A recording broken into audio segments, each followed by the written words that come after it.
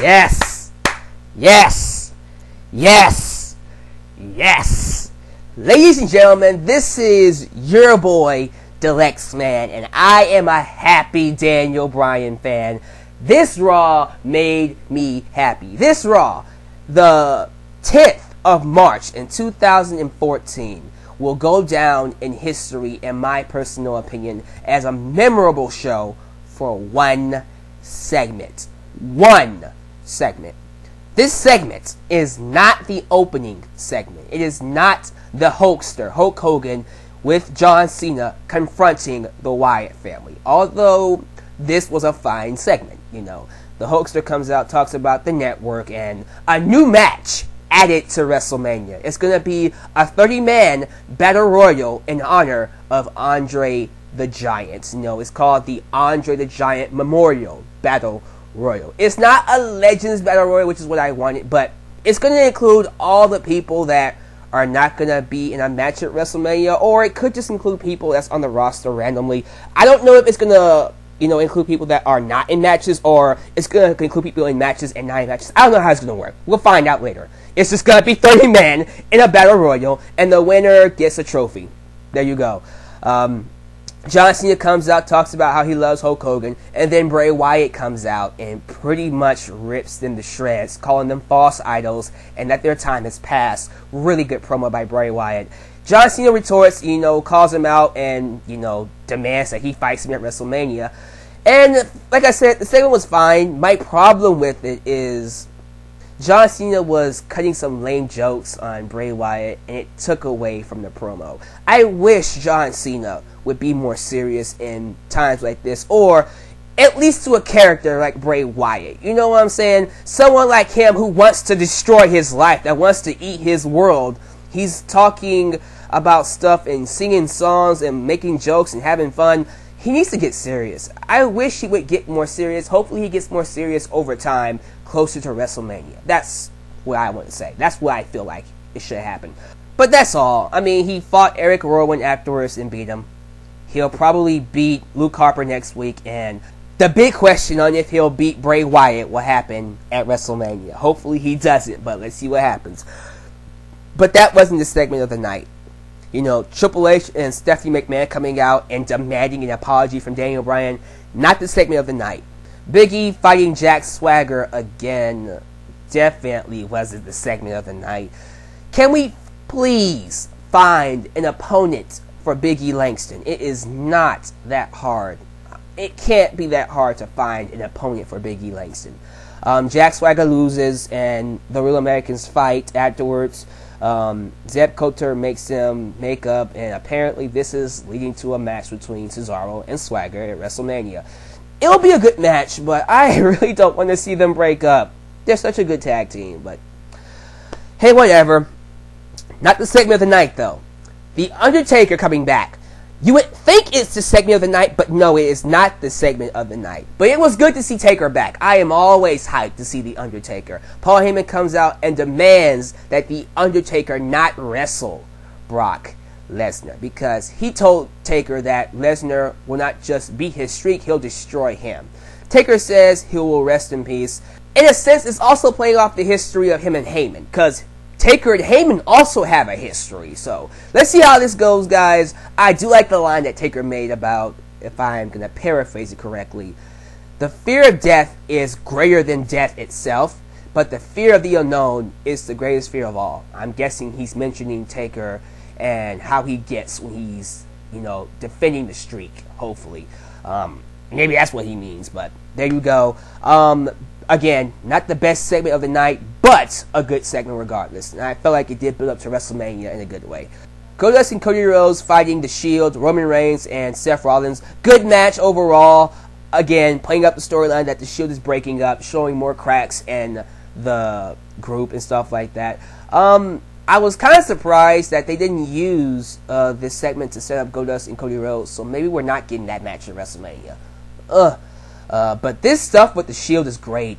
Their breakup feels so natural, and it's naturally progressing towards WrestleMania, I believe, where they will fight each other and then they'll go their separate ways. That would be awesome.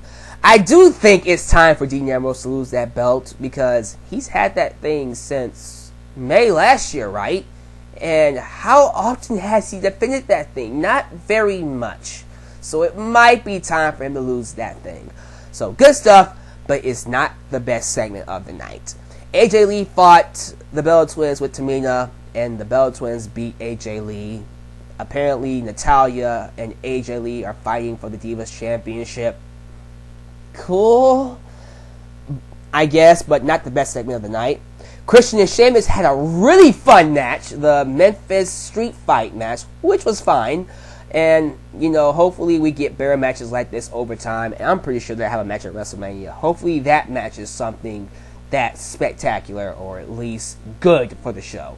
But I also do want them to get a stipulation behind this. Maybe like a #1 contendership for a championship, like the IC championship or even the WWE championship. Something to add some fuel to this feud besides them just fighting each other. You know what I'm saying? But fun match. Sheamus beats him with a bro kick, but it wasn't the most memorable segment of the night. Ladies and gentlemen, let's get to what I feel is going down as one of the best Raw segments in years. So, like I said before, Triple H and Stephanie McMahon earlier on in the night made Daniel Bryan, or demanded Daniel Bryan to come out and apologize for his actions last week where he kicked Triple H in the face. Bryan comes out and starts up a movement called Occupy Raw. Guys, apparently it's supposed to be hijack, but you know how Vince McMahon probably didn't like the term hijack and made him change it to Occupy Raw. Whatever. I don't care. So he threatens to hold up the show until he gets what he wants. How he does this is he calls out fans from the crowd. And it goes to a commercial break, and I'm thinking, okay, what the hell is going on? We come back from a commercial break, and the ring is packed with Daniel Bryan fans wearing his t-shirt. It is filled to the brim. On the outside, on the inside. It's a great sight. And they're just going nuts. Yes, yes, yes, yes. It was great. It was awesome. It was a nice sight to see. So I'm thinking to myself, okay, where is this going? Because this is an awesome sight. Next thing you know, Triple H and Stephanie McMahon come out, and they're, you know, playing it off like, okay, Bryan, don't play with us. We're in charge. You know what? You fans want to chant? Go ahead and chant. Security, go get them. Security comes out. It's 2 security guards, and they can't do anything to all these fans. So they just run back, and, you know, Daniel Bryan starts threatening Triple H. Listen, we're going to continue holding up the show until you give us what we want. I want to fight you at WrestleMania. Triple H once again just says, no, hell no. And then tries to call out the next match. Damien Sandow comes out, and he can't wrestle because the ring is filled. So he has to go back. And then Stephanie McMahon, I love this woman so much, but good God, her voice scares me.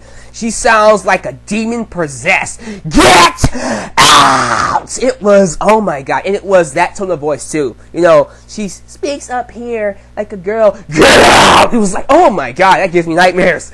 You know, this entire segment is going great. It ultimately builds up to the moment where Triple H cracks. He cuts a promo talking about Daniel Bryan since SummerSlam. I screwed you out of the championship because I am trying to protect you. Don't you understand? These guys will eat you alive if you're champion. You can't handle being champion. I am trying to protect you. But this is how you repay me? Fine. At WrestleMania, you're on. The crowd pops. But wait, there's more! After he gets what he wants, Daniel Bryan then makes the stipulation, again holding up Raw, that if he beats Triple H at WrestleMania, he gets inserted into the main event of WrestleMania. I don't think you guys heard me. Daniel Bryan is going to be in the main event of WrestleMania, pulling a double duty if he beats Triple H. Is this thing on? Guys, that's what I want! If you saw my videos of WrestleMania, that is all I've been asking for, and they're gonna give it to me. Are you serious? Yes! I am excited for this. This is awesome. I can't wait for WrestleMania now. And to see Triple H lose his shit, it was great. I live for that. That's why I love Triple H, because he sells the villain role so freaking well. Everything they've done with Daniel Bryan, everything they've done has led up to this. And you know what? I'm glad. I am glad I wasn't one of those fans that gave up really early. I am glad I told fans to wait it out. Since SummerSlam, I've been telling fans, guys, stick it out until WrestleMania. Until WrestleMania. And it got a little rough. Even I started to get a little worried. Even that Royal Rumble, I was about ready to quit. I was pissed off. I'm not going to sit here and say that I knew all along that the WWE was going to do this. I didn't know they were going to do this. I was right there with you. I was at a point where I thought the WWE was going to screw over this whole Daniel Bryan storyline. But guys, they didn't do it. Now, Daniel Bryan could possibly, he will be pulling a double duty. And he can walk out. He could walk out of WrestleMania not only beating Triple H, which is what this whole storyline is surrounded by. He can't be WWE Champion as long as Triple H is in the way. So that match is going to be great. I love the build up to that match. But if he beats Triple H, he will also get inserted into the main event and most likely walk out as the WWE Champion. WrestleMania 30 is going to be Daniel Bryan Mania. It's going to be the Yes Movement Mania. It's going to be Yes Mania. This is how you make stars. This is how wrestlers become legends. Imagine if Daniel Bryan beats Triple H and then becomes WWE Champion. I'm sold. I can't wait until WrestleMania. This is what I want. This is what I look for in wrestling. I don't want much, guys. Guys, I don't want much. Okay? I don't want the WWE to do exactly what I want them to do. Do I get pissed off at WWE sometimes? Absolutely. But at the heart of things, I'm not some elitist that wants the WWE to cater to my every will. What I want is a great moment for my guy. The people that I love, the people that deserve it. The guys that create the best TV get what they deserve ultimately. Daniel Bryan was made tonight. This was his Austin Beer Truck segment. This will go down in history as one of the best segments that ever take place on Raw. And the main event was Daniel Bryan and Big Show versus Batista and Randy Orton. Daniel Bryan wins the match. He ends up beating the main eventers of WrestleMania. This is great. To all the Daniel Bryan fans out there, this is your moment. I hope you're enjoying this and eating this up as much as I am, because I cannot wait until WrestleMania 30. I'm hyped now. Imagine that. You put Daniel Bryan, or you tease or you create the possibility that Daniel Bryan will be in the main event, and I'm all of a sudden invested. That's all you need to do. I'm there. People have been telling me for a while that fans have been turning on Daniel Bryan. You know what? I noticed it too. But you know what? Screw them. Okay? Fickle fans will always be fickle fans. They will hop on the bandwagon for just a little bit until the guy reaches the top, and then they'll hop off because they feel like, oh, well, he's at the top now, so we don't need to support him anymore. Screw them, alright? They will do that to every single wrestler until they get tired of them. They did it to CM Punk. They did it to John Cena. They did it to Hulk Hogan. They did it to Austin. They did it to The Rock. What makes you think they won't do it to Daniel Bryan? Fickle fans will always be fickle fans. I don't care about fickle fans.